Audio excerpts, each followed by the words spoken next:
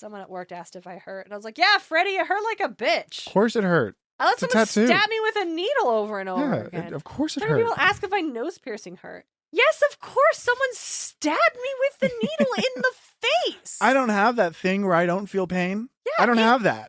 It hurt. It was body modification. I wanted it to be permanent. Of course it fucking hurt.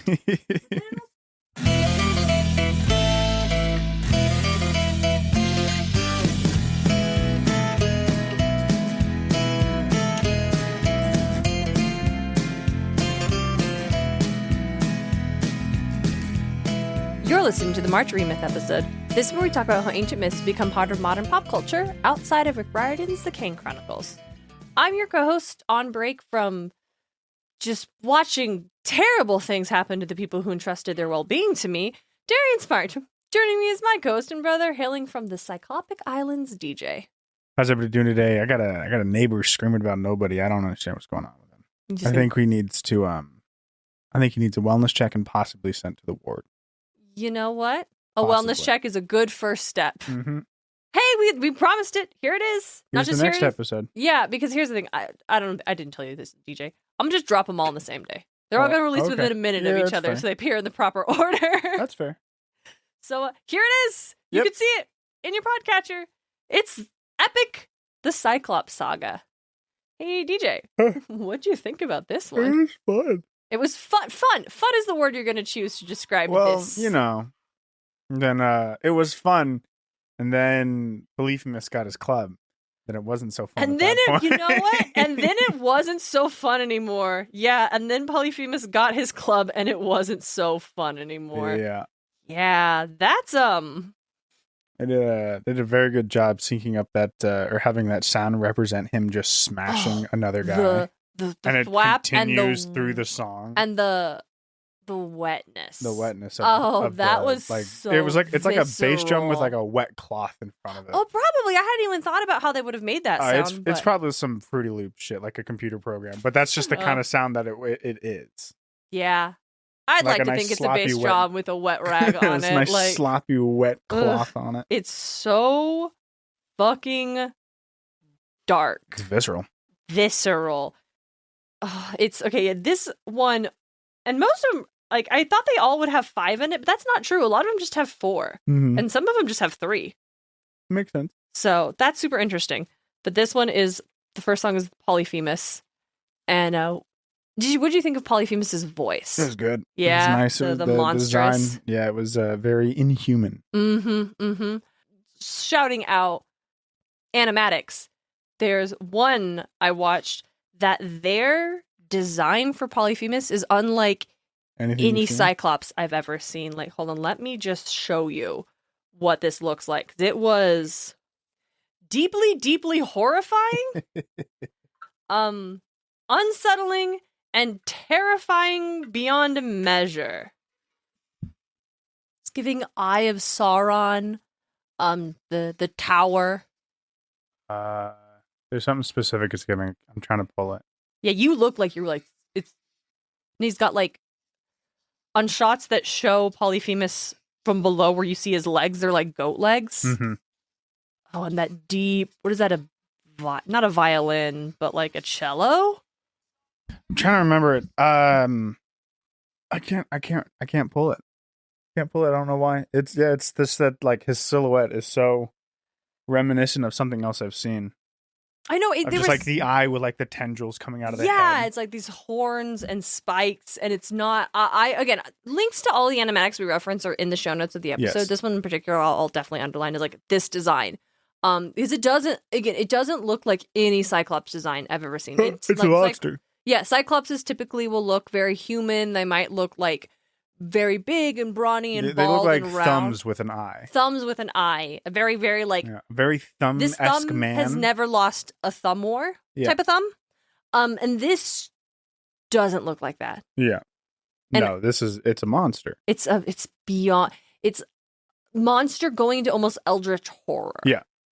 And I think that's another thing I'm so delighted by this epic fandom is the incredible creativity of interpreting these creatures. One, based on what we know about them, they are like pre-established mythic figures that have designs that are really well known, Mhm. but also like I think this one in particular, because I watched other animatics of Polyphemus and Survive, or Remember Them is the one that I actually was able to watch more than once because I couldn't really watch Survive. No, that's fair. Survives the one where he gets his club. So. Yeah, it's like, oh, he's got a club. Oh, fuck. But it's very often that the Polyphemus will be a traditional Cyclops aesthetic. But I feel like this design in particular was the artist really deeply pulling from the sound. Yeah. Like, what creature would make that sound? Like, its What mouth creature would is have wrong. this voice? And yeah, very, very striking. Speaking of striking, Polyphemus. Yeah. The club. Holy shit. That's that was a very harsh turn in Survive. Harsh turn. It was definitely a what is it? I'll make a man out of you. Turns just cuts. Yes, except if it cut into if it cut into the fucking war. Shut into the war. We watching Shang's dad fucking get cut down by Shan Yu. Like that cut. You're absolutely right. Oh yeah, that's a good comparison, DJ. Yeah. Polites dies there. I wasn't sure if you caught that was the guy who we hear die. Mm-hmm. When they call him Captain. If I didn't figure it out then, I'd figure it out in the next saga. So yeah, the next saga mentions it hasn't been the same since Polites. Yeah. But whenever they call him Captain and they're just calling to him for guidance and protection, and they only call him Captain when he can't deliver it. Yeah. And it's so gut wrenching. Like very strong. Hot damn! And this is just sounds. Yeah. Even before the animatics. But I do remember them. I think is very vibrant, and it's Remember kind of Them's that really nice. It brings back a little more hope. Yeah, coming back to it. The other Cyclops showing up is actually pretty. It's like a really, it's just a cool moment. Yeah. Where it's like, Captain, what do we do? Just hide. Wait. Hide. Be quiet. Wait. Yeah. Nobody. Nobody hurts you, then be silent. Yeah. Well, yeah. And then don't go. And they're like, okay, get the sheep fucking out of here. Yeah. That was intense. And I liked Athena having this JRPG piano is a really funny theme. So there are a lot of characters that have they take there's a word for it, I don't remember what it is. The term for when a character has an instrument that is specifically about that. Hers is piano. Yeah. So it's like but I wouldn't say it's not just piano. It's like specifically the JRPG kind of fast paced kind of piano that you see in the beginning of Kingdom Hearts. It's a leitmotif. Yeah. Oh no, that's when they're thematic parallels for different things. The music is called it's just, symbolism through representation of instruments. Yeah. Piano, just crushing it. It's great. What a great catch, DJ. Yeah, that's intentional. Yeah. I liked watching Odysseus's plan become apparent to the audience as well as to his crew, because when they start and he's interacting and Odysseus is like, here, take the wine, my gift to you, like we didn't mean to steal, we didn't know this belonged to anybody, so here, I'll give you your wine, it's our greatest wine. And he's like, this is delicious, what's your name? He's like, oh, I'm nobody.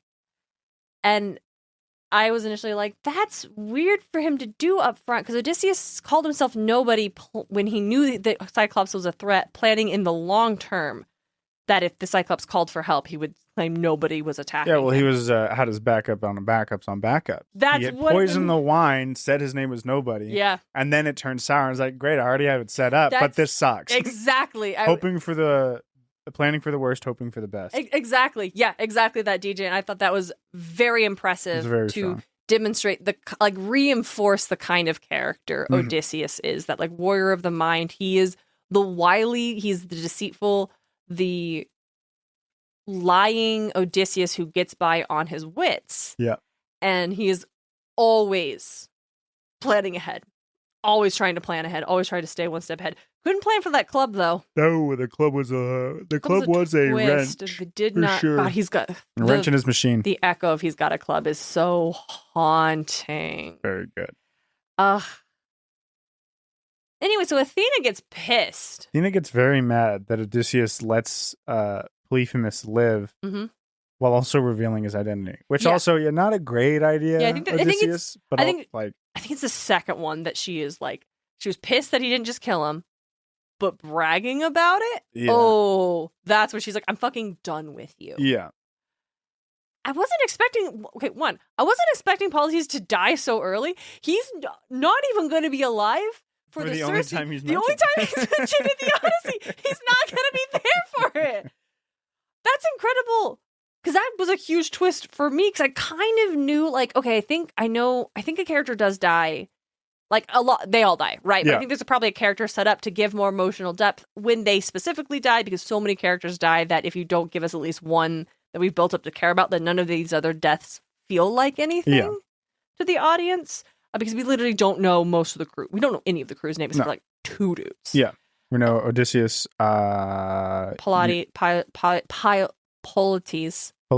and then another gentleman's name begins with an EU. Yeah, I had it and I recognized it, but anyway. So, but I was definitely like, oh, well, it's Polites. He's when we've discovered, he's mentioned in Circe. I was after the last one. Listeners, we are like recording these and then doing the next one and then recording. And then, so this is as far as we've gotten.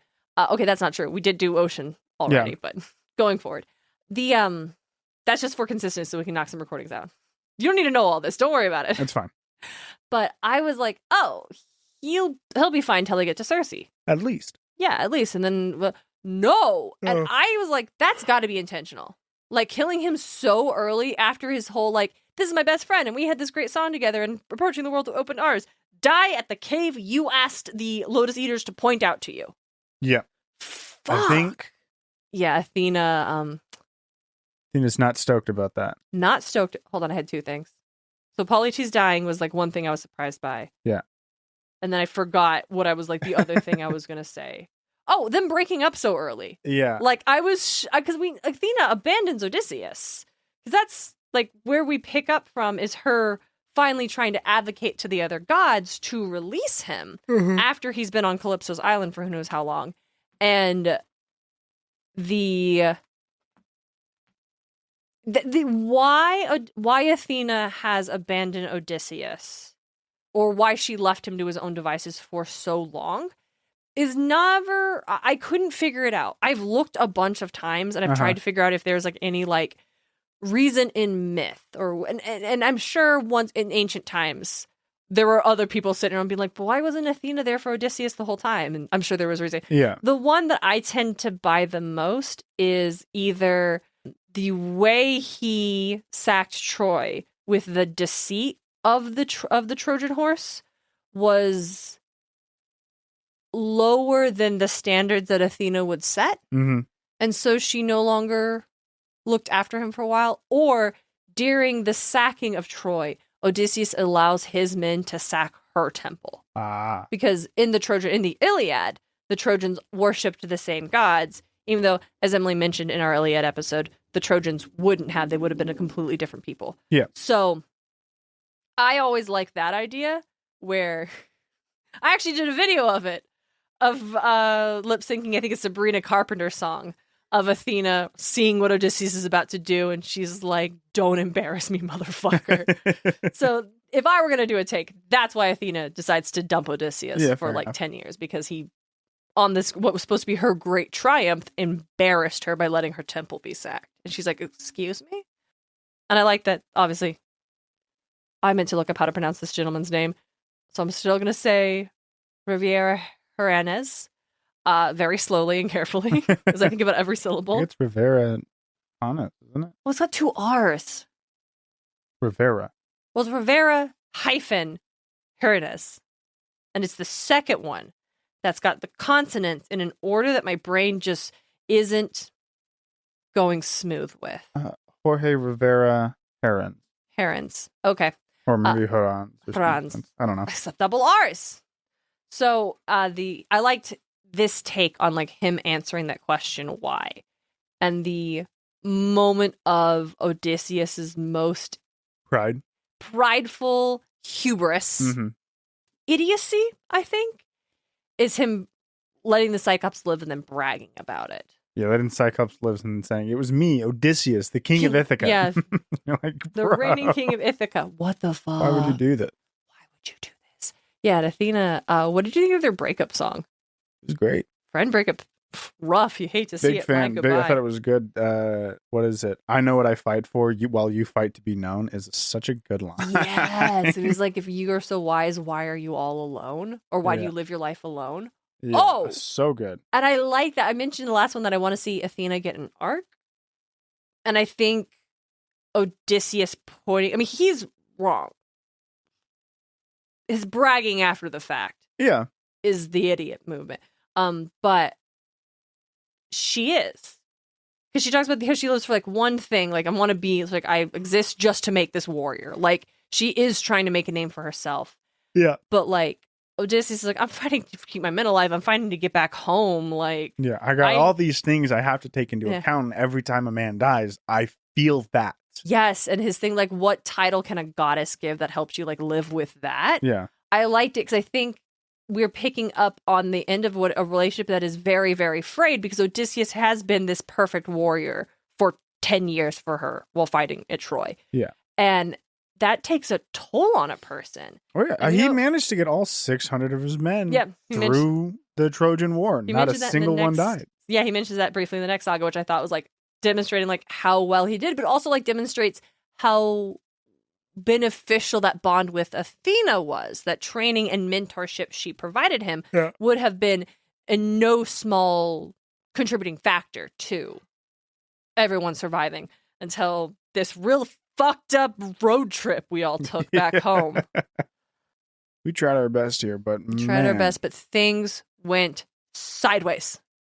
We ran out of food. Had to get more food. So when I was watching the episode or the animatic or listening to the songs and thinking, like, okay, we're like, oh, we didn't know. I'm like, this dude had food and sheep. Like, what do you mean you didn't know someone lived here? TJ, I'd like to go to the source material. Isn't it just like sheep there? Yeah, so here's the thing. It's just an island of a bunch of sheep. And then Cyclops are just like in caves. Yeah, Homer like hits heavy hard with the fact that the Cyclopses are uncivilized. After they leave the Lotus Eaters Island, with heavy hearts we sailed along and reached the country of reckless Cyclopses, lacking in customs. They put trust in the gods and do not plant food from seed nor plow. And yet the barley, like they flourish there, all increased by rain from Zeus. They hold no councils, have no common laws, but live in caves on lofty mountains. Countless go live there, but they never visit it. A little bit later, he talks about how Cyclopic people have no red-cheeked ships and no shipwright among them who could build boats. With boats, they could have turned this island into a fertile colony.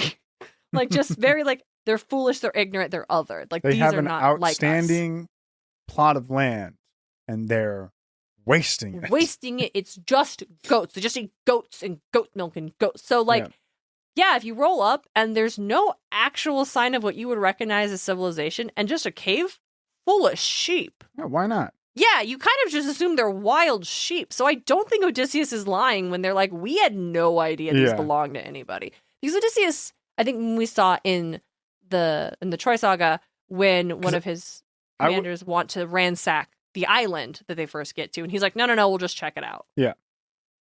Forgot to mention, the first thing they do after Troy is ransack a whole fucking island and take the women as slaves. Yeah, like, they do that, the very first thing they do. But we don't actually see it. He just talks about it. And then we get into the rest of it. It's like, we just really glossed over that, Odysseus. Hate to see it. Anyway. You had a thought about the Island of Goats? Oh, I mean, yeah, if it's like, if they were fenced in any way, I doubt Odysseus would be like, yeah, let's go slaughter those fenced-in sheep. Mm-hmm. No, they definitely were probably just free roaming on an island where they didn't see any other living creature. Mm-hmm. Like, yeah, fuck it. And so in this one, Odysseus goes up and he says that he's going to go, I will go check to find who those men are, find out if they are wild, lawless aggressors, or the type to welcome strangers and fear the gods. We talked about this in our Polyphemus episode ages ago, the idea of Xenia. Which is the idea of like hospitality. Yeah, the idea And that just like, you know, being charitable and kind to a visitor. Let's take a break and muse around in the garden for a moment. Looking for conversations made for lesbians and queer women? Welcome to LOTL Lounge, the home of bold stories, brilliant artists, and the voices shaping our community. From lived experience chats to deep dives into queer culture, every episode celebrates lesbian life in all its colour. Search LOTL Lounge wherever you get your podcasts and join the conversation.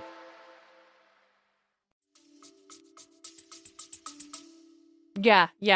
Respecting the master of the house, and also the master of the house is expected to provide hospitality to their guests. And so when they talk about like the fear of the gods, like the gods, like Zeus is the concept behind Xenia.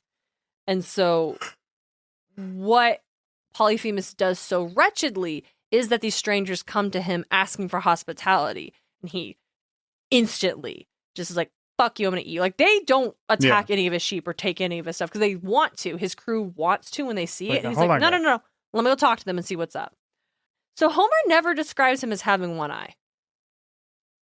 It's just like Cyclopean Island, or yeah, well, they're called the Cyclops, and the people of the Cyclops and the Cyclopic people. But like whether or not Cyclops actually means one-eyed is an etymological mystery.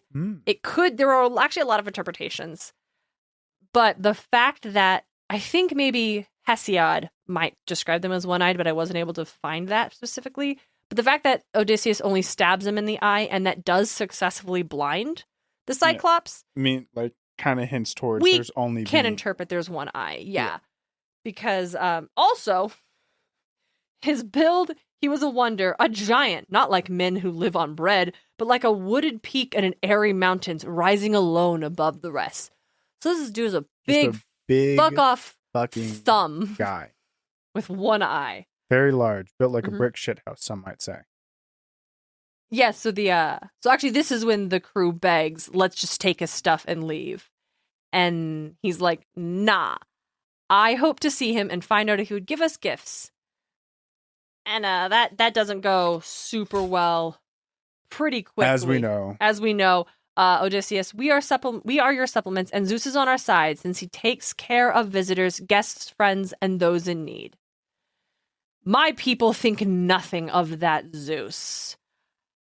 And that's no good. And he asked his name, and I answered him deceitfully.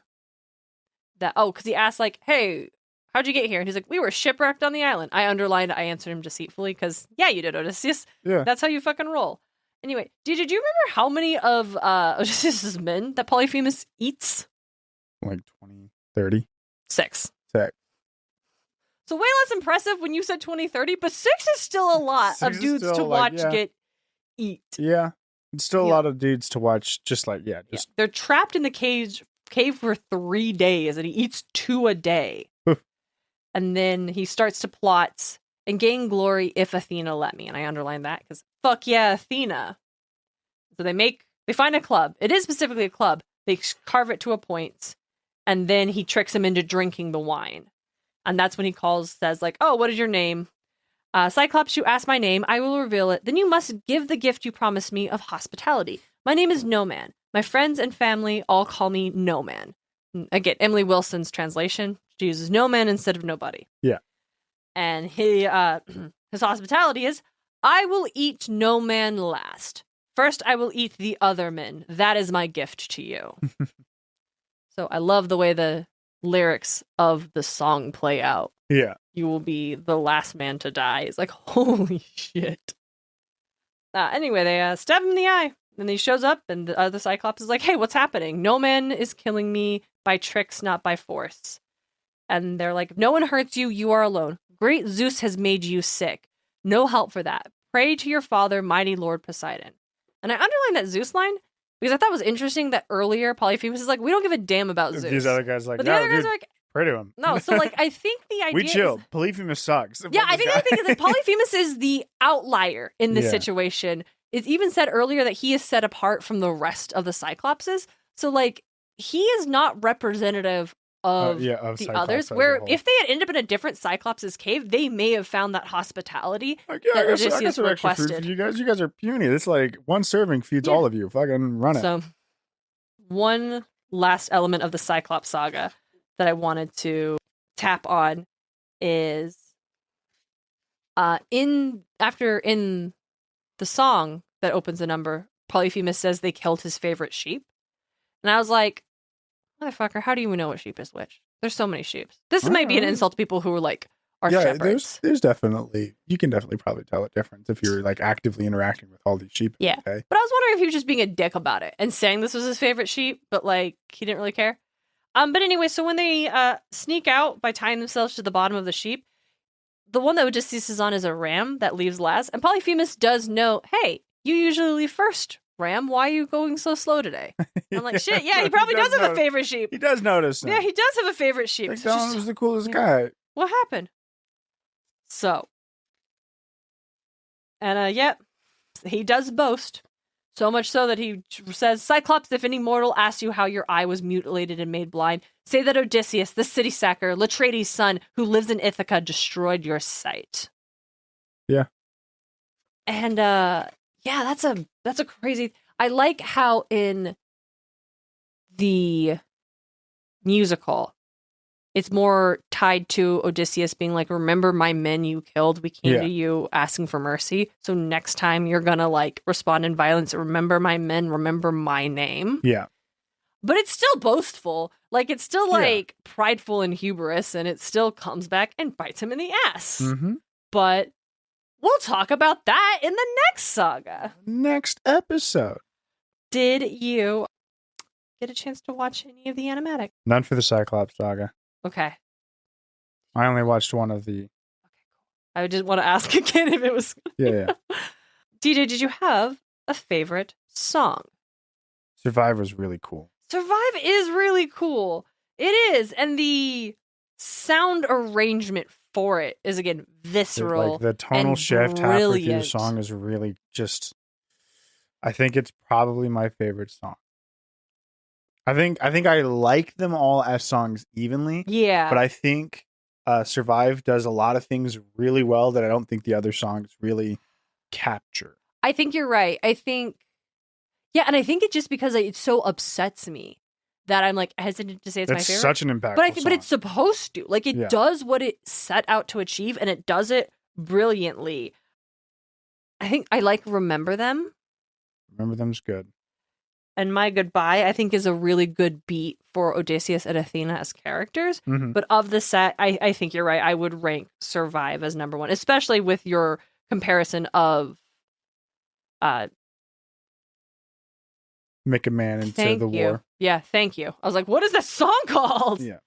Great Typhoon. No. Do you have, of the first two sagas, do you have a favorite? Or is it recency bias and does it survive? I'm trying to think of what my favorite was last time. What did I say it was? I think you liked Open Arms. Open Arms was really good.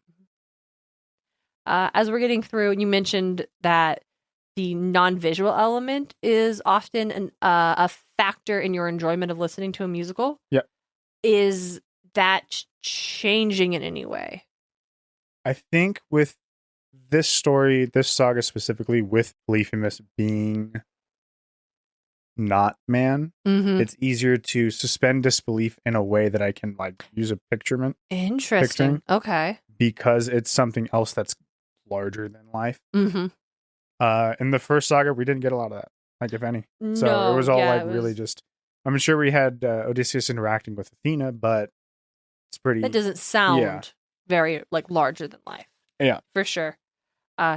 This I was reading more details, and the way it's been described is that he, influenced by video games, Rivera's Herans, has each saga structured like a level where it ends in a boss fight. Makes sense. And I'm like, yeah, that definitely tracks for me. Mm-hmm. That's a fascinating way to think about it, but for sure. There's one more I want to talk about. There's a great animatic. There's lots.